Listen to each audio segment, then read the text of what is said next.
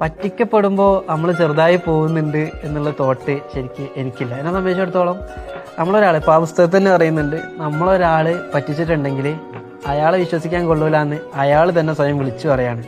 ഇപ്പം ഞാനൊരാളെ പറ്റിക്കുകയാണെങ്കിൽ എന്നെ വിശ്വസിക്കാൻ കൊള്ളാത്ത അത്ര ക്വാളിറ്റി ഇല്ലാത്ത മനുഷ്യനാണ് ഞാൻ എന്നുള്ളത് ഞാൻ അയാളോട് വിളിച്ചു പറയുന്ന പോലെ. ഞാനൊരാളെ നന്നായിട്ട് വിശ്വസിച്ചിട്ട് ഞാൻ പറ്റിക്കപ്പെടുകയാണെങ്കിൽ എനിക്കൊരു മനുഷ്യനെ വിലയിരുത്തലുകളില്ലാതെ അയാളെ സ്നേഹിക്കാനും അയാളെ പരിഗണിക്കാനും വിശ്വസിക്കാനും കഴിയുന്ന നല്ല ക്വാളിറ്റിയുള്ള ഒരു മനുഷ്യനാണെന്ന് ഞാൻ പറയുകയാണ്. പിന്നെ എല്ലാ സമയത്തും പറ്റിക്കപ്പെടുന്നത് നമുക്കിത് വെച്ചിട്ട് ചെയ്യാൻ കഴിയില്ല.